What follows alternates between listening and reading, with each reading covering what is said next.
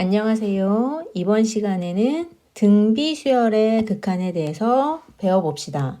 수열의 극한에서 특히 등비 수열은 어떤 특징을 갖고 있고 어떻게 계산을 하는지 배워봅시다. 등비 수열이란 공비 r을 곱해서 만든 수열이고 등비 수열의 일반항은 a r의 n-1 제곱이라는 걸 알고 있어요.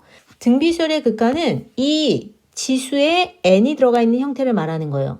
n이 앞에서 배웠던 수열의 극한과 다르게 지수 안에 n이 들어가 있어요.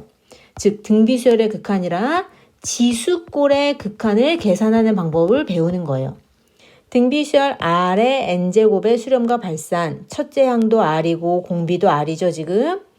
r이 1보다 클 때, r이 1일 때, 마이너스 1에서 1 사이일 때, 마이너스 1보다 작거나 같을 때 각각 나눠서 계산을 해요.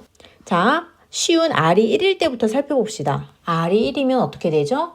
r이 1이면 공비가 1이니까 계속 1, 1, 1, 1만 나오잖아요. 모든 항이 1인 거예요. 모든 항이 1이면 1로 수렴하죠. r이 1일 때는 1로 수렴하게 돼요. 자, r이 1보다 크면 곱하면 곱할수록 점점 커지게 되잖아요. r이 1보다 크면 r보다 r제곱이 더 커지게 되고 r제곱보다 r세제곱이 더 커져요. 1보다 더 큰 수를 곱하면 커지니까. 그런 식으로 무 한 번 곱하면 n이 무한대로 간다는 얘기는 무 한 번 계속해서 곱한다는 얘기니까 r을 계속해서 곱하면 숫자가 점점 커지기 때문에 양의 무한대로 발산한다는 뜻이에요. 자, r의 범위를 왜 1일 때와 1보다 클 때를 기준으로 나눴는지 이해가 되나요? 1일 때 극한값하고 1보다 클 때 극한값이 전혀 다른 모습으로 나타나게 돼요. 자, 세 번째, 마이너스 1보다 크고 1보다 작을 때는 예를 들면 r이 2분의 1이거나 마이너스 3분의 1이거나 r이 0일 때도 되죠. 자, 이럴 때는 어떤 모습이냐면 r이 0이면 공비가 0이면 0을 곱하니까 모든 항이 0이 되겠죠? 그럼 0으로 수렴할 거예요. 자, 0일 때는 쉬운 거고 r이 2분의 1이면 아까 전에 r이 1보다 클 때는 곱할수록 점점 커졌는데 r이 2분의 1이면 반대로 2분의 1보다는 4분의 1이 더 작아지고 4분의 1보다는 8분의 1이 더 작아져요. 곱할수록 이번에는 반대로 더 작아지게 되네요. 그럼 어떤 모습이냐면 점점 작아지면서 하지만 2분의 1을 계속 곱하면 양수니까 절대로 음수는 될 수 없잖아요. 여기가 0이라고 했을 때 2분의 1부터 이렇게 점점 작아지면서 0에 가까워지는 모습을 보이게 돼요. r이 2분의 1일 때는 이런 모습이 되는 거고 r이 마이너스 3분의 1 때는 어떤 모습이냐면 여기가 0이라고 한다면 마이너스 3분의 1, 그 다음에는 플러스 9분의 1, 마이너스 27분의 1, 그 다음에는 플러스 81분의 1. 점점 플러스 마이너스가 왔다 갔다 하긴 하지만 점점 어디에 가까워져요? 그렇죠. 0에 가까워지죠. 왔다 갔다 하긴 하지만 절대값을 보면 0에 가까워지는 걸 알 수 있어요. 마이너스 1에서 1 사이일 때는 극한값이 0으로 수렴해요. 자, 분수를 생각하면 쉬워요. 2분의 1, 3분의 1 이런 것들은 곱할수록 점점 작아지는 거예요. 자, 마이너스 1보다 작거나 같을 때는 마이너스 1보다 작거나 같으면 마이너스 1, 마이너스 2, 마이너스 3 이런 건데 공비가 음수면 플러스 마이너스가 반복해서 나타나는데 이 경우에는 절대값이 1보다 크기 때문에 곱할수록 숫자가 점점 커지죠. 숫자가 점점 커지면서 플러스 마이너스가 반복하는 거예요. 그러면 이렇게 0이 있을 때 점점 어떻게 되냐면 점점 커지게 되죠. 진동하면서 발산하게 되는 거예요. 자, 지금 네 가지를 살펴봤는데 이거의 핵심은 뭐냐면 r의 n제곱은 한 번에 계산이 안 됐어요. 어떻게? r의 범위에 따라서 전혀 다른 모습으로 나타나게 돼요. 문제에서 극한을 구하라는 게 나왔는데 r의 n제곱이 보여요. 지수에 n이 들어가 있어요. 그러면 r의 범위를 반드시 나눠줘야 돼요. 어떻게? 자, 이걸 기억하세요. 어디와 어디를 기준으로 나눈다고요? 마이너스 1과 1을 기준으로 나눠요. 마이너스 1과 1을 기준으로 요 사이일 때, 1보다 클 때, 마이너스 1보다 작을 때, 그리고 마이너스 1일 때와 1일 때도 계산을 해줘야 돼요. 정리를 하자면 마이너스 1과 1 사이일 때 요 사이는 어디로 수렴했죠? 그렇죠. 0으로 수렴했어요. 1일 때는 어디로 수렴했어요? 1로 수렴했어요. 1보다 크면 무한대로 발산했어요. 마이너스 1일 때도 마이너스 1 플러스 1, 마이너스 1 플러스 1 왔다 갔다 하는 발산하게 돼요. 마이너스 1보다 작을 때도 발산하게 돼요. 여기도 전부 진동하면서 발산하게 되죠. 중요한 건 마이너스 1과 1을 기준으로 범위를 나눠서 계산해야 된다. 자, 왜 그래야 됐어요? 범위에 따라서 값이 완전히 달라졌기 때문에 그런 거예요. 직접 문제를 풀어봅시다. 1번 수열 2의 n제곱 플러스 4의 n제곱 분의 3의 n제곱 플러스 4의 n제곱의 극한값을 계산하려고 해요. 자, 보세요. 1번 수열과 2번 수열의 차이점이 뭐냐면 1번은 R이 있지 않아요. R이 아니라 실제로 숫자들이 있어요. 2, 3, 4 이런 숫자들이 있어요. 그런데 2번은 R이 들어가 있어요. 그러면 이 R은 1보다 큰지 작은지 모르잖아요, 지금.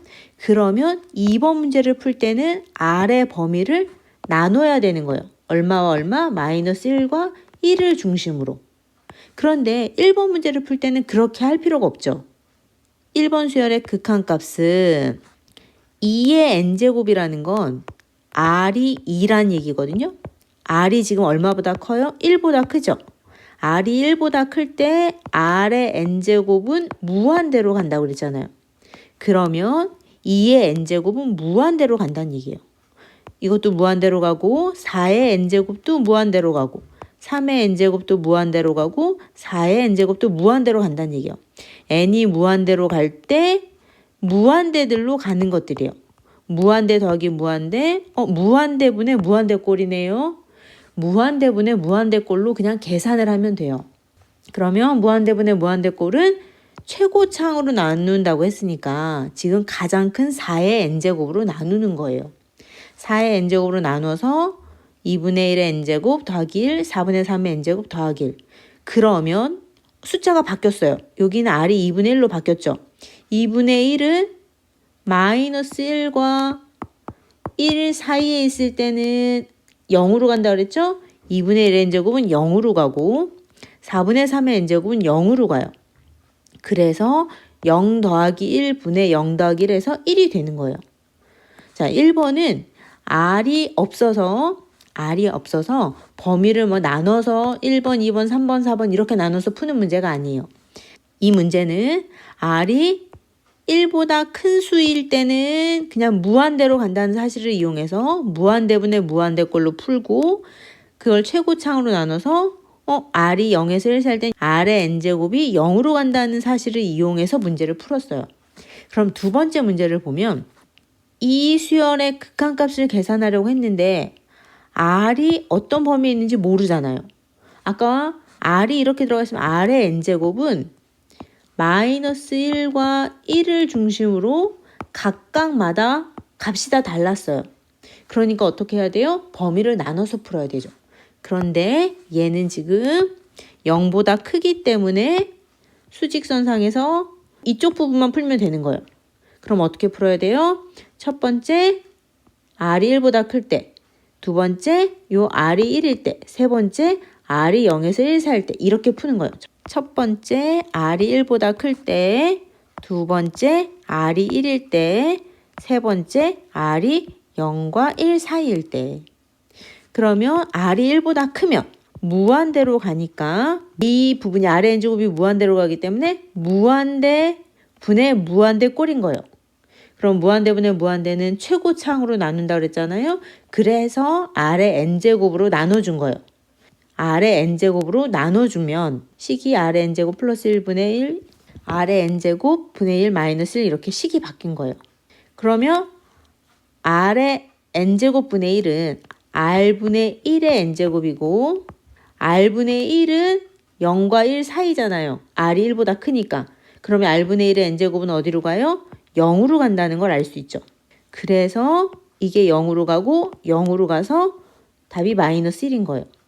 자, 두 번째 R이 1일 때는 R의 n제곱도 1이기 때문에 이 부분이 1이기 때문에 1로 가고 1로 가서 1 플러스 1, 1 마이너스 1 해서 0이 나오는 거예요. 세 번째, 0에서 1 사이면 R의 n제곱이 0으로 가기 때문에 이게 0으로 가서 답이 1인 거예요. 자, 그러면 답을 쓸 때는 지금 1번, 2번, 3번을 각각 합쳐서 써주면 돼요. R이 1보다 클 때는 마이너스 1에 수렴했고 R이 1일 때는 0에 수렴했고 0과 1 사이일 때는 1에 수렴했어요. R의 값의 범위에 따라서 수렴하는 값이 달라져요. 이 문제는 모두 다 수렴하는 걸로 나왔는데 범위에 따라서 수렴할 수도 있고 발산할 수도 있는 거예요. 자, 수열의 극한값을 계산하는 문제가 나왔는데 n이 지수꼴에 있으면, 즉 R의 n제곱꼴이 보이면 그러면 우리는 방금 풀었던 것처럼 이렇게 풀었던 것처럼 범위를 나눠서 풀어요. 근데 지수꼴인데 R이 아니라 이렇게 직접적인 숫자들이 나오면 그냥 풀면 돼요. 뭘 이용해서? 4의 n제곱은 무한대로 가고 2분의 1 n제곱은 0으로 가고 이런 것들을 이용해서 문제를 풀면 돼요.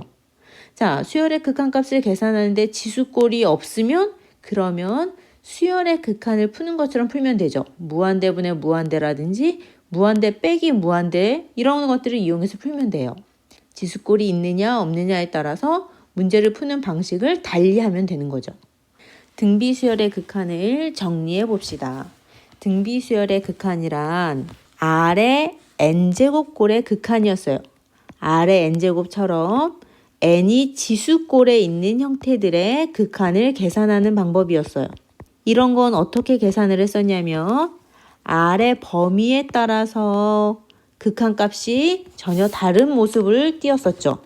그래서 R의 범위를 마이너스 1과 1을 기준으로 마이너스 1과 1 사이일 때는 R의 n제곱의 극한값은 0이었었고 R이 1일 때는 극한값이 1이었어요.